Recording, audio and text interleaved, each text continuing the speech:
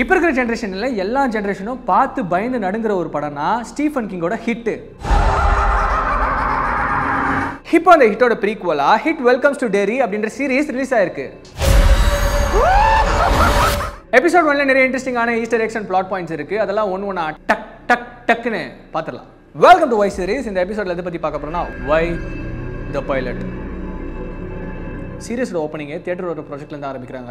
இது எதோட ரெஃபரன்ஸ்னு நான் சொல்லவும் வேணும்.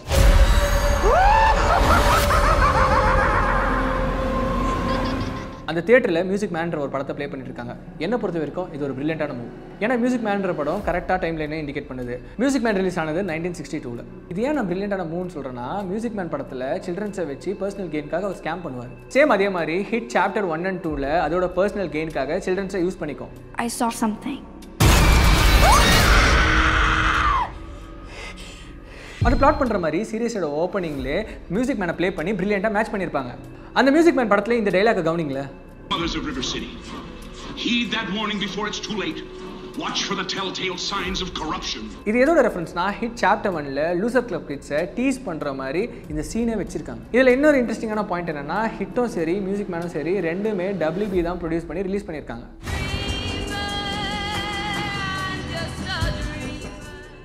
ஓப்பனிங்கில் மேடின்ற ஒரு கேரக்டர் காட்டுறாங்க. அந்த மேடின்ற கேரக்டர் நோட் பண்ணால் வாயில் பேசிஃபையர் வச்சிருக்கான். இது எதுக்கு டென் பண்ணுதுன்னா, அவன் ஒரு சிவியரான ட்ராமாலையும் ரிக்ரெஷன்லையும் இருக்கிறத சொல்லாமலே கன்வே பண்ணியிருக்காங்க. அவன் அப்படியே ஃபீல் பண்ணி நடந்து வந்துட்டே இருப்பான். அங்கே பார்த்தா வெல்கம் டு டெரின்ற ஒரு போர்டு இருக்கும். அந்த போர்டு கீழே பார்த்தீங்கன்னா லீஜன் ஆஃப் ஒயிட் டிசென்சி அப்படின்ற ஒரு போர்டு இருக்கும். நீங்கள் இதை எங்கே பார்த்துருப்பீங்கன்னா, ஹிட் சாப்டர் 1ல பிளாக் ஸ்பாட் 1962ன்னு பிளாட் பண்ணியிருப்பாங்க. பிளாக் ஸ்பாட் ஃபயர் வந்து இந்த சீரியஸில் நடக்கும்னு நினைக்கிறேன்.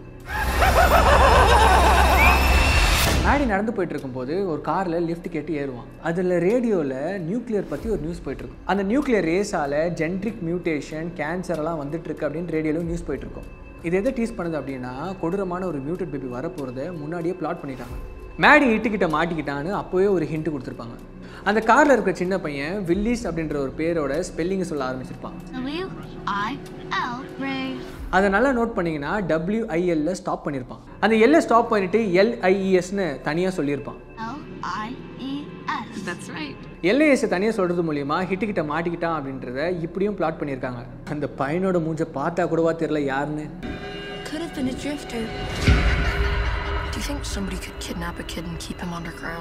அந்த காரில் இருக்கிற லேடியோட வயிற்றுலேருந்து ஒரு மியூட்டட் பேபி பிறந்து மேடியை கொல்ற மாதிரி காட்டியிருப்பாங்க.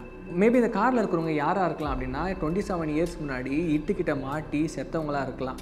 இந்த சீரியஸில் அதை டீஸ் பண்ணுறதுக்காக கூட காட்டியிருக்கலாம். அது ஏன் ஹிட்டு வந்து மேடியை குழந்தை உருவத்தில் கொல்லுது? ஏன்னா அவன் ஆல்ரெடி ட்ராமாலையும் ரிக்ரெஷன்லையும் மாட்டி பேசிஃபையரை வாயில வச்சு குழந்தை மாதிரி சுற்றிட்டு இருந்தான். அதனால் அந்த குழந்தை உருவம் தான் அவனை பயன்படுத்தும். ஹிட்டோட ஸ்பெஷாலிட்டி தானே, ஒருத்தரோட பயத்தை யூஸ் பண்ணி தான் ஹிட் அவங்கள கொல்லும் அப்படின்றத அழகாக பிளாட் பண்ணியிருக்காங்க.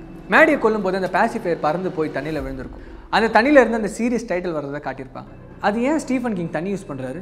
தண்ணியால் இடத்துக்கு தகுந்த மாதிரி அதோட உருவத்தை மாற்றிக்க முடியும். அதே மாதிரி தான் ஹிட்டும் அந்த இடத்துக்கு ஏற்ற மாதிரி அது உருவத்தை மாற்றிக்கும். அதை டீஸ் பண்ணுற மாதிரி தான் சாப்டர் 1 and 2லையும் சரி இந்த சீரியஸ்லையும் சரி.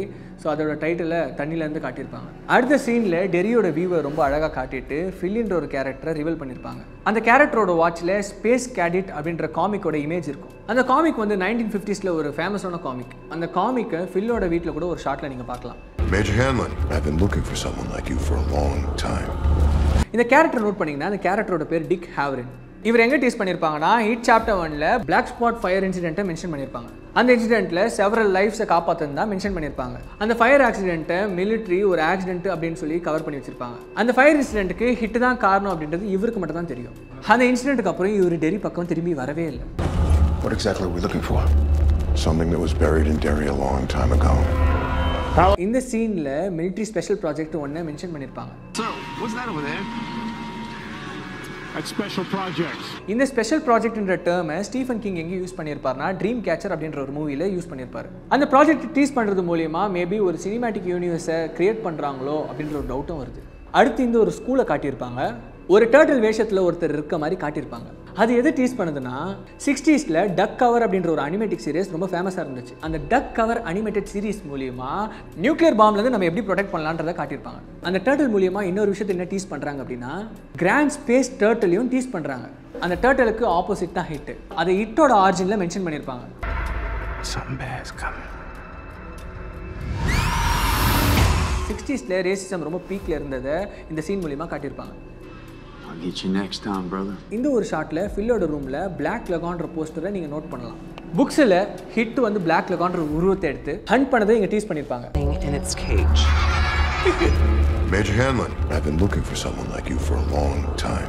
அடுத்ததான் இந்த சீன்ல பாத்தீங்கன்னா யூசுவலா ஹிட் வந்து பைப்லைன்ல தான் பசங்களை பயன்படுத்தும். இதுல இன்னொரு இன்ட்ரெஸ்டிங்கான விஷயம் என்னன்னா ஹிட் சாப்டர் 1 and 2ல அந்த பசங்களை எப்படியெல்லாம் பயன்படுத்துச்சோ அதே மாதிரி தான் இந்த சீரீஸ்ல இருக்க பசங்களையும் ஹிட் சாப்டர் 1ல இருக்கிற பசங்களையும் பேரலா டீஸ் பண்ணியிருக்காங்க. எக்ஸாம்பிளுக்கு பெவர்லியும் சரி லில்லியும் சரி பைப்லைன்ல தான் வந்து பயன்படுத்தும். இந்த ஒரு டாய்லெட் ஷாட்ல பாத்தீங்கன்னா டாய்லெட் டோர்ல ஹார்டின் போட்டு ஆல்வின் மார்ஷின் எழுதியிருக்கும். அது வேற யாரும் இல்லைங்க, சாப்டர் 1ல வந்து பெவர்லியோட அப்பாவை தான் டீஸ் பண்ணியிருப்பாங்க. அவர் பேரை டாய்லெட் எழுதுறது மூலியமா அவர் ஒரு கெட்ட கேரக்டர்னு அங்கே டீஸ் பண்ணிட்டாங்க. No one does. They never even found a body. இந்த ஒரு சீனில் பார்த்துருந்தீங்கன்னா டெடி வந்து ஒரு காமிக் புக் படிச்சுட்டு இருப்பான். அந்த காமிக் வந்து பேட்மேன் அண்ட் கிளே ஃபேஸோட ஒரு காமிக். அந்த கிளே ஃபேஸோட காமிக்கை படிக்கிறது மூலியமா கிளேயோட கேரக்டரும் இடத்துக்கு தகுந்த மாதிரி அதோட உருவத்தை மாற்றிக்கும். அதை யூஸ் பண்ணி இங்கேயும் இட்ட டீஸ் பண்ணுறாங்க. இதில் இன்னொரு இன்ட்ரெஸ்டிங்கான விஷயம் என்னன்னா எக்ஸாக்டாக இந்த சீரீஸ் ரிலீஸ் ஆன நாள்லேயே ஜேம்ஸ் கன்னும் இந்த ஒரு காமிக் புக்கோட கவர் பேஜை அவரோட சோஷியல் மீடியாவில் ஷேர் பண்ணியிருக்காரு. இது கோயின்சிடென்ஸாக என்னன்னு தெரியல. சேம் இதே சீனில் ஒரு நைட் லேம்ப் இருக்கும். எக்ஸாக்டாக இது கொஞ்சம் முன்னாடி சீனில் தான் அவங்க அப்பா கிட்ட இருந்து நான்சிட்டோட தோலை வச்சு தான் நைட் லேம்ப் செய்வாங்கன்னு தெரிஞ்சிட்டு இருந்திருப்பான். சேம் அந்த ஃபியரை இமிடியேட்டாக ஹிட் யூஸ் பண்ணுவான். ஹிட் அவங்கள பயத்தை வச்சு தான் டிஸ்டர்ப் பண்ணோம் அப்படின்றத இங்கே டீஸ் பண்ணியிருப்பான். We have 25 disappearances, 7 confirmed deaths. இந்த சீனில் பார்த்தீங்கன்னா கிட்ஸ் எல்லாருமே சேர்ந்து லைப்ரரி போயிருப்பாங்க. சேம் லைக் ஹிட் சாப்டர் 1ல யங் பென் பண்ண மாதிரி இங்கேயும் பேரலாக கனெக்ட் பண்ணுறாங்க. இந்த ஒரு ஷார்ட்ல நல்லா கவனிச்சிங்கன்னா லைப்ரரியில் ஹிட்லர் ஹக்லி மக்ன்ற ஒரு புக் இருக்கு.